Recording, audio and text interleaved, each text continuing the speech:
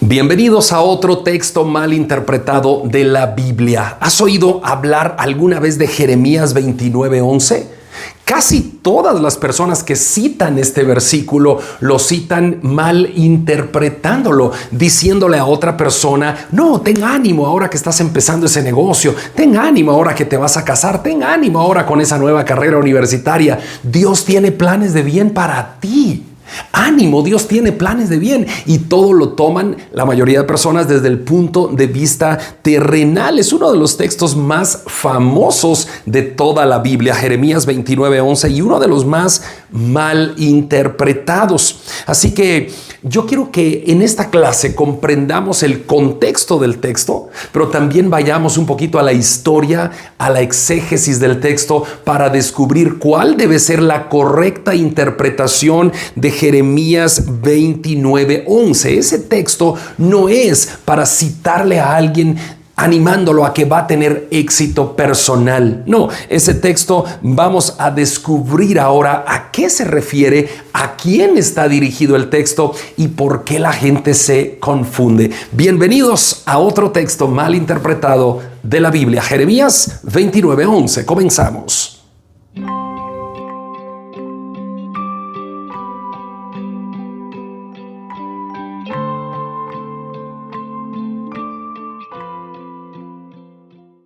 Vamos a leer este versículo y luego entramos al desarrollo de esta clase. Jeremías 29:11 dice así: porque yo sé los pensamientos que tengo acerca de vosotros, dice Jehová, pensamientos de paz y no de mal, para daros el fin que esperáis. Cuando la gente escucha ese pasaje, ese texto de Jeremías 29:11, la mala interpretación de casi la mayoría de personas es esta, una interpretación equivocada.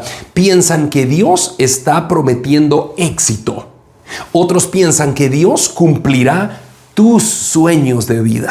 Otros piensan que Dios abrirá puertas de bendición, portales de bendición. Yo sé los planes que tengo acerca de vosotros, dice el Señor, planes de bien y no de mal, para darles el futuro que esperan. Ya viste, le dicen todos a uno. Ahí está, Jeremías 29:11. Apropiate de esa palabra, porque ahí Dios te está ofreciendo planes de bien y no de mal. Pero bueno, ¿realmente será esa la interpretación? Yo te pido que te quedes en la clase y vayamos primero a ver el contexto histórico y luego vamos a ver la exégesis de ese texto. Acompáñame. En este contexto histórico vamos a remontarnos al año 597 a.C., que es cuando el texto de Jeremías está siendo citado, está siendo escrito por el profeta Jeremías. Año 597 a.C. Jerusalén ha caído en manos de Babilonia y muchos de los jóvenes de Jerusalén están cautivos, fueron llevados cautivos hasta Babilonia, y es ahí cuando el profeta Jeremías escribe. Ese es el contexto histórico, y es importantísimo en un texto bíblico analizar el contexto histórico de cada texto de las Escrituras para empezar a tener claridad, luz en el tema realmente que el texto está enseñando. Así que vamos a ver qué dice Jeremías 29:1. Dice: estas son las palabras de la carta que el profeta Jeremías envió de Jerusalén a los ancianos que habían quedado de los que fueron transportados, y a los sacerdotes y profetas, y a todo el pueblo que Nabucodonosor llevó cautivo de Jerusalén a Babilonia. Ok, aquí está claro. Jeremías 29:1 dice que este capítulo 29, esta es la carta, dice Jeremías. Esta es la carta que Jeremías, el profeta, envió. ¿A quién envió? A los ancianos que fueron transportados, y a los sacerdotes y profetas. Ancianos, sacerdotes y profetas, y a todo el pueblo. ¿A qué pueblo? Al pueblo, dice, que Nabucodonosor llevó cautivo a Babilonia. O sea, el pueblo de Jerusalén, de Israel, que Nabucodonosor llevó cautivo a Babilonia. aquí ya vamos entendiendo el contexto. Aquí ya solamente con la lectura de Jeremías 29:1 ya se va aclarando el panorama. Me estará diciendo Jeremías 29:11 a mí que Dios tiene planes de bien y no de mal para mí, ¿o de qué está hablando? Jeremías 29:1 dice que esta es la carta que Jeremías envió a los ancianos, sacerdotes y profetas que estaban cautivos. Ok, vamos a seguir analizando el contexto histórico. El ejército de Babilonia había entrado en la ciudad de Jerusalén y todo Jerusalén cayó en manos de los babilonios. Ahí había una guerra que se estaba librando en la ciudad de Jerusalén y todos los babilonios entraron y capturaron a esos jóvenes israelitas que estaban allí y se los llevan cautivos en el año 597 cuando Jeremías escribe la carta. Esos jóvenes ya estaban cautivos en Babilonia. Babilonia había destruido los hogares, las casas, había tomado prisioneros, había arrancado a los jóvenes de sus familias, separándolos, había deportado a miles de judíos a un país pagano que era Babilonia. Imagina esto.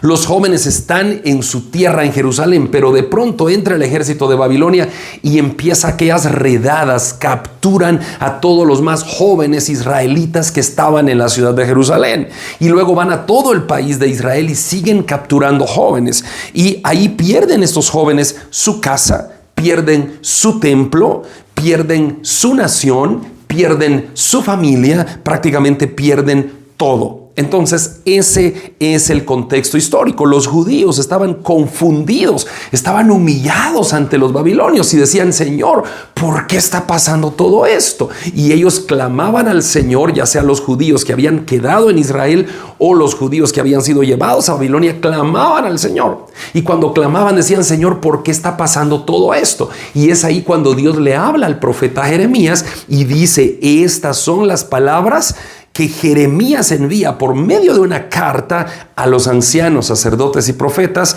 de los que están allá en cautividad. Vamos a seguir hablando y ahora ya no miremos el contexto histórico, sino que ahora vamos directamente al concepto exegético del texto para aprender qué significa Jeremías 29:11.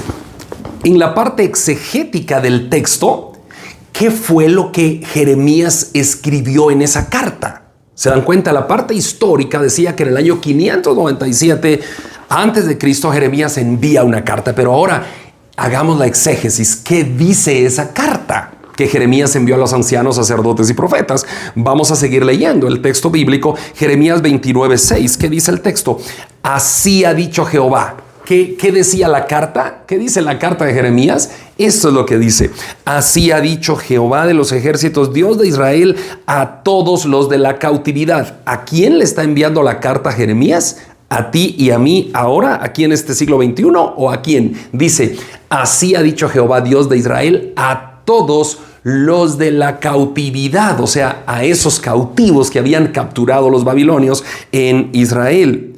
Y dice: edifiquen casas. ¿A qué está mandando la carta de Jeremías? A que construyan casas. Versículo 5, Jeremías 29:5. Edifiquen casas, habítenlas, planten huertos, practiquen la agricultura, coman del fruto de ellos.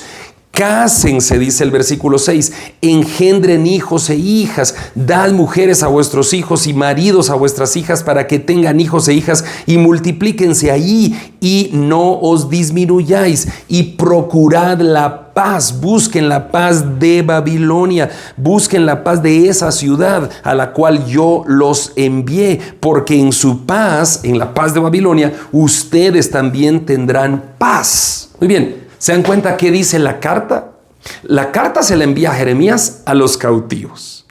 Y luego dice: construyan casas, planten huertos, cásense, tengan hijos, no disminuyan, busquen la paz de la ciudad.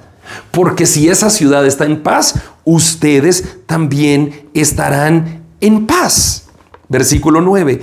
Porque así ha dicho Jehová de los ejércitos, Dios de Israel: No los engañen vuestros profetas que están entre vosotros, ni vuestros adivinos, ni atendáis los sueños que soñáis, porque falsamente profetizan ellos en mi nombre. No los envié yo, ha dicho Jehová. Se dan cuenta que desde época de Jeremías había falsos profetas, adivinos, que profetizaban, así dice el Señor me habló, tengo una palabra para ti. Falsos profetas, no les hagan caso, dice, porque no los ha enviado Dios. Falsamente profetizan en nombre de Dios, pero Dios no los ha enviado. Eso es lo que Jeremías está diciendo. Ahora, vamos a seguir viendo la parte exegética del texto. Déjame anotar algunas otras cosas en la pantalla. En la parte exegética estamos viendo lo que la carta decía. Y parte de la carta es esto. Jeremías dice, ese exilio no va a ser para toda la vida. Ese exilio va a durar 70 años. Eso es lo que dice, 70 años. Pero después de esos 70 años, los haré regresar, dice el Señor. Vamos a leer Jeremías 29:10. Porque así dijo Jehová, cuando en Babilonia se cumplan 70 años, yo os visitaré y despertaré sobre vosotros mi buena palabra para haceros volver a este lugar. Muy bien, todo ese es el contexto de Jeremías 29:11. Y luego dice, después de 70 años yo los haré volver. 29:11, porque yo sé los planes que tengo para ustedes.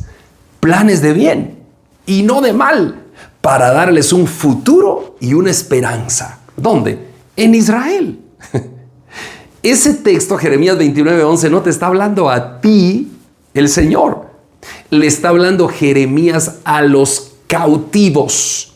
Ya vimos todo eso, ¿no? En la clase. Así que, cuando dice Jeremías 29:11, yo sé los planes que tengo para ustedes, es porque en 29:10 está diciendo, ese exilio durará 70 años, pero después de ese lapso de tiempo, yo, dice Jehová, los haré regresar, porque yo tengo planes de bien y no de mal para ustedes, a fin de darles un futuro y una esperanza aquí en Israel de regreso. Así que ahí está todo el contexto histórico y el contexto exegético. Así que, ¿qué significa todo esto? Déjame hacer la aplicación para ver si ese texto puede aplicarse a nosotros y terminamos la clase. Vamos a la aplicación. Ese texto habla de varios aspectos. Dice que Dios tiene planes de bien para los que están cautivos allá en Babilonia, para darles un futuro a ellos, para darles una esperanza, para hacerlos regresar a su tierra porque ellos eran peregrinos allá. Muy bien. Ok.